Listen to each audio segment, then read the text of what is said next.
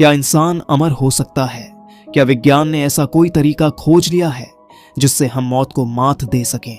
आज की कहानी एक ताकतवर इंसान की है जिसने अपने पूरे जीवन में सत्ता, पैसा और ताकत हासिल की, लेकिन जब मौत उसके करीब आई तो उसने एक ऐसा रास्ता चुना जो नैतिकता और विज्ञान की सीमाओं को पार कर जाता है। यह कहानी है मिस्टर हेल की, एक बिजनेस टाइकून जिसने न्यूयॉर्क शहर को अपने सपनों से बनाया। उनकी इमारतें, उनके प्रोजेक्ट्स और उनका प्रभाव इतना बड़ा था कि लोग उन्हें the man who built New York कहने लगे। लेकिन सत्ता और पैसा हमेशा स्थायी नहीं होते। हेल के जीवन का सबसे बड़ा झटका तब लगा जब उन्हें पता चला कि उनके पास सिर्फ 6 महीने का वक्त बचा है। कैंसर, यह बीमारी उनके शरीर को अंदर से खोखला कर रही थी। एक ऐसा इंसान जिसने हर चुनौती को जीतने की आदत बना ली थी, अब वह अपनी सबसे बड़ी लड़ाई हारने के कगार पर था। लेकिन हेल हार मानने वालों में से नहीं थे।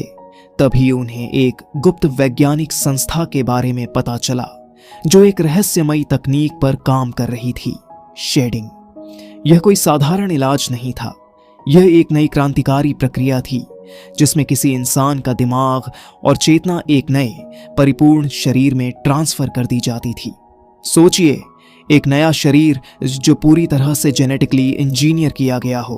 कोई बीमारी नहीं, कोई कमजोरी नहीं, बस एक शक्तिशाली परफेक्ट शरीर। हेल को यह प्रस्ताव दिया गया कि अगर वह इस प्रक्रिया से गुजरते हैं तो वह मौत को मात दे सकते हैं। लेकिन सवाल यह था, क्या यह नैतिक रूप से सही है? क्या इंसान के लिए अमरता हासिल करना सही होगा? क्या यह विज्ञान की जीत होगी या प्रकृति के नियमों के साथ खिलवाड़? हेल ने फैसला कर लिया। वह अमरता की इस प्रक्रिया का हिस्सा बनने को तैयार थे। उनके सामने एक नया शरीर था, एक खाली वेसल जो सिर्फ उनके दिमाग और चेतना के ट्रांसफर होने का इंतजार कर रहा था। लेकिन क्या यह सच में काम करेगा, या फिर यह एक खतरनाक खेल था जो इंसानियत की सीमाओं को लांघ चुका था? क्या हेल मौत को मात देकर एक नई जिंदगी शुरू कर पाएंगे, या फिर यह प्रयोग उनकी सबसे बड़ी भूल साबित होगा? एक समय था जब लोग उन्हें the man who built New York कहते थे, लेकिन वक्त किसी के लिए नहीं रुकता।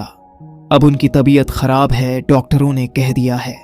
उनके पास बस कुछ महीने बचे हैं। लेकिन क्या यह उनकी कहानी का अंत है, या फिर कुछ और? एक पार्टी में हेल की मुलाकात होती है कार्ल मार्टिन से, एक नए बिजनेस टाइकून से जो खुद को भविष्य कहता है। लेकिन हेल को इस मुलाकात में कोई दिलचस्पी नहीं।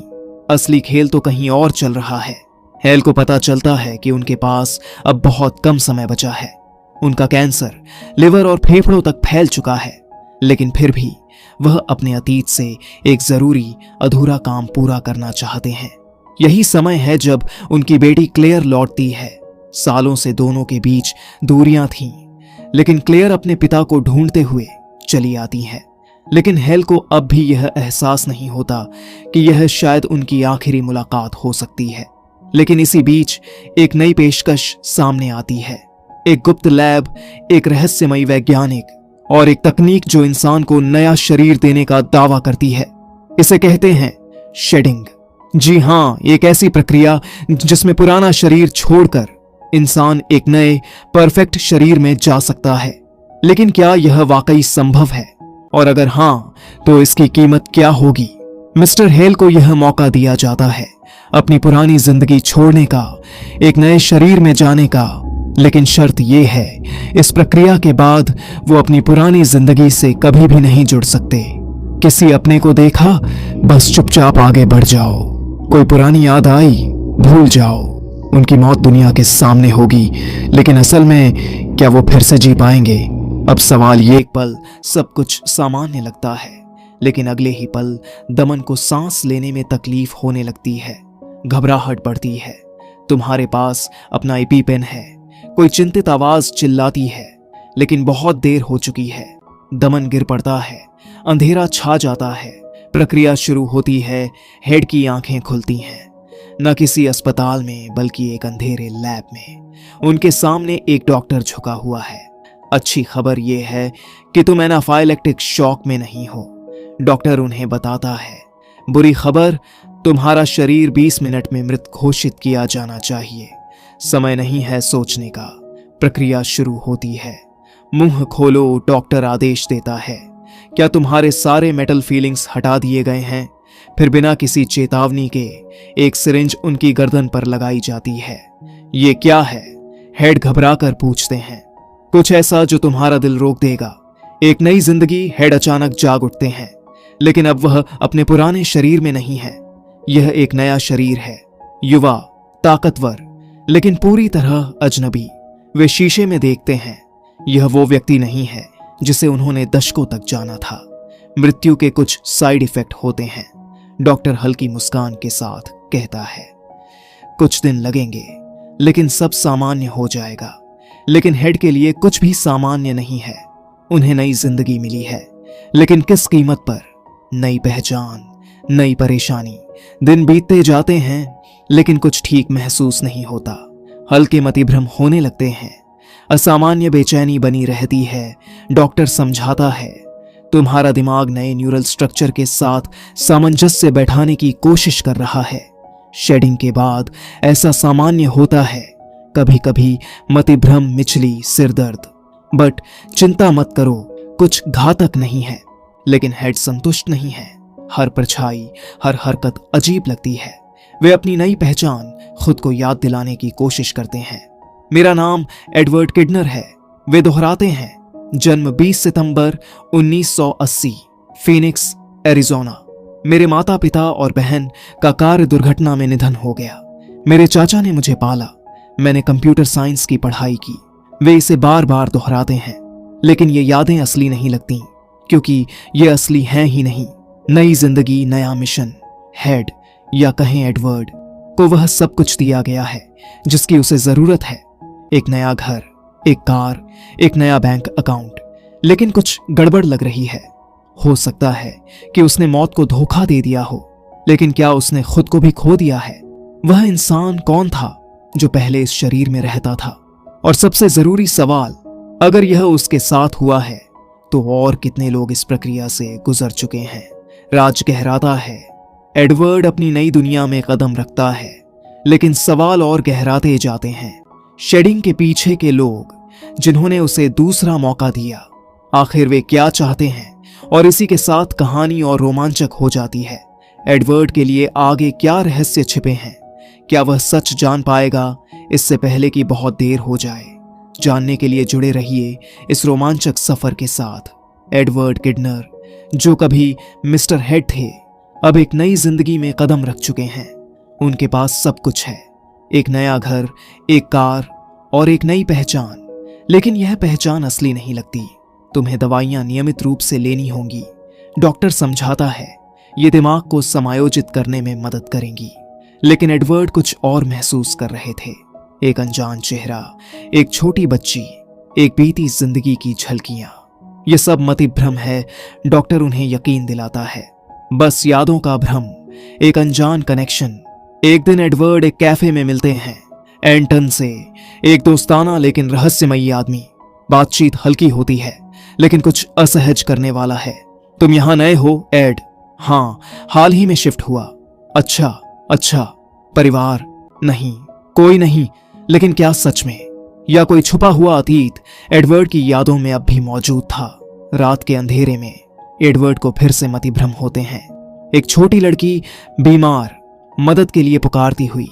क्या वह एक सपना था या अतीत की कोई परछाई? डॉक्टर की बात याद आती है, बस दवा लो, सब ठीक हो जाएगा। लेकिन क्या वाकई? एडवर्ड को लगता है कि यह बस मतिभ्रम से कहीं ज्यादा है। एडवर्ड के हाथ एक पता लगता है, सेंट लुइस का। वे सब छोड़कर वहां जाने का फैसला करते हैं। जीपीएस की आवाज गूंजती है। एडवर्ड का दिल तेज धड़कने लगता है। दरवाजा खुलता है। सामने खड़ी महिला घबराई हुई है।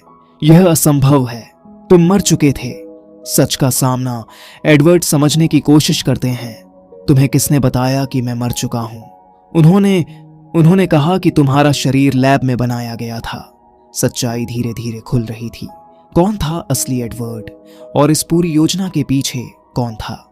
क्या सच में यह सिर्फ एक दूसरा मौका था, या किसी के हाथों की एडी जब इस सच को जानने की कोशिश करता है, तभी उसके दरवाजे पर दस्तक होती है। जब वह दरवाजा खोलता है तो देखता है कि बाहर कुछ लोग खड़े हैं। डॉक्टर के लोग उसे पकड़ लेते हैं और उसे मारने की कोशिश करते हैं। इसी बीच उसका वही दोस्त जिससे वह वॉलीबॉल खेलते समय मिला था वहां पहुंच जाता है।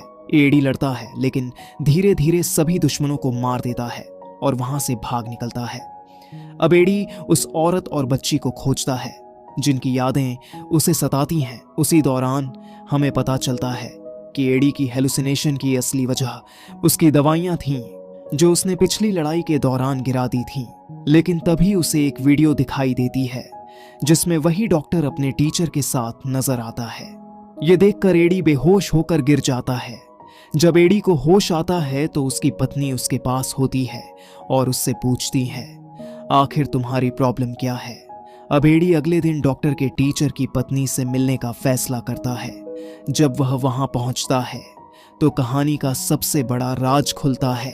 असल में डॉक्टर कोई आम इंसान नहीं था, बल्कि टीचर का दिमाग खुद उसके शरीर में शिफ्ट किया गया था। यानी टीचर ने खुद को अमर बनाने के लिए नए नए शरीरों में अपनी चेतना ट्रांसफर की थी। अब एडी को पता चल चुका था कि यह सब एक बड़ा धोखा था। वह डॉक्टर को बुलाने के लिए एक चाल चलता है और जैसे ही डॉक्टर आता है एडी उस पर गन तान देता है। लेकिन तभी डॉक्टर के आदमी उसे पकड़ लेते हैं और उसे बुरी तरह मारते हैं। अब कहानी एक और खतरनाक मोड़ लेती है। डॉक्टर के आदमी एडी की पत्नी को बताते हैं कि तुम्हारा असली पति मर चुका है और यह इंसान कोई और है। वह उसकी पत्नी से उसका जन्मदिन पूछने को कहते हैं। जब पत्नी एडी से सवाल करती है तो वह जवाब नहीं दे पाता। अब उसकी पत्नी को समझ आ जाता है कि यह इंसान असली एडी नहीं है। एडी अब अपने दोस्त निकोलस के पास जाता है जो उसे शुरुआत में मिला था। वह उसे पूरी कहानी बताता है और कहता है कि वह असल में डेमियन है, न कि कोई और। पहले तो निकोलस इस पर भरोसा नहीं करता, लेकिन जब एडी उसे कुछ बीती बातें बताता है तो उसे सच्चाई का एहसास होता है। अब एडी अपने शरीर की असलियत जान चुका था, लेकिन वह चाहता था कि जो उसकी असली जिंदगी थी, उसकी पत्नी और बेटी सुरक्षित रहें। एडी की बेटी खेलते खेलते घर के एक अजीब से कमरे में पहुंच जाती है जहां एक छोटा बच्चा खेल रहा होता है। एडी जब उस कमरे में जाता है तो उसे महसूस होता है कि यहाँ कुछ अजीब हो रहा है। तभी हमें पता चलता है कि वो बच्चा 2 साल पहले ही मर चुका था। दरअसल एडी के दोस्तों ने उस बच्चे को एक साइंटिफिक एक्सपेरिमेंट के जरिए जिंदा रखा था। लेकिन एडी को जब ये सच पता चलता है तो उसे महसूस होता है कि उसके अपने ही दोस्तों ने उसे धोखा दिया है। एडी इस सच्चाई को छुपाना नहीं चाहता, इसलिए वो तुरंत डॉक्टर को फोन करके सब कुछ बता देता है। वो अपने दोस्तों को भी समझाने की कोशिश करता है कि जो बॉडी हमें मिलती है वो असल में किसी और की होती है, हमारी नहीं। धीरे धीरे उसके दोस्त को भी अपनी गलती का एहसास होता है और वो एडी की मदद करने के लिए तैयार हो जाता है। अब उनकी लड़ाई शुरू होती है अपने परिवार को बचाने के लिए। तभी कहानी में एंट्री होती है डॉक्टर के आदमियों की, जो एडी को मारने के लिए उसके पीछे लग जाते हैं। लेकिन दोस्तों, एडी कोई आम इंसान नहीं, बल्कि एक सोल्जर होता है। वो एक एक कर सभी को खत्म कर देता है। और जैसा कि हम कहते हैं, सोल्जर के लिए एक लाइक तो बनता है। इसके बाद एडी डॉक्टर की लैब तक पहुंच जाता है। वहां वो देखता है कि डॉक्टर ने कई और लोगों के साथ भी यही एक्सपेरिमेंट किए हैं। अब डॉक्टर के आदमी उसे घेर लेते हैं। लेकिन दोस्तों, एडी तो एडी है। डॉक्टर एक चाल चलता है। वो एडी के दिमाग में अपने आदमी की यादें ट्रांसफर करने की कोशिश करता है ताकि वो एडी को अपने कंट्रोल में कर सके। लेकिन एडी ने पहले ही एक आयरन बुलेट अपने मुंह में छुपा रखी होती है, जिससे उसकी मेमोरी डिलीट नहीं होती। जब तक डॉक्टर को इस चाल का पता चलता है, बहुत देर हो चुकी होती है। एडी सभी को मार डालता है और आखिर में डॉक्टर को भी जला देता है। फिल्म के आखिरी मोमेंट्स में एडी अपनी असल बेटी से मिलने जाता है। वो उसे एक खत देता है जिसे पढ़कर उसकी बेटी बहुत भावुक हो जाती है। इसके बाद एडी दवा लेना बंद कर देता है और वापस वही बन जाता है जो वो पहले था, एक सच्चा सोल्जर। अब कहानी अपने आखिरी पड़ाव पर पहुंचती है। एडी अपनी पत्नी से मिलने जाता है जो एक दूर के आइलैंड पर रहती है। वो वहां जाता है और फिर यही कहानी खत्म हो जाती है। तो दोस्तों, ये थी आज की कहानी। अगर आपको ये वीडियो पसंद आया हो तो लाइक करें, कमेंट करें और हमारी अगली रहस्यमयी कहानी के लिए चैनल को सब्सक्राइब करना न भूलें।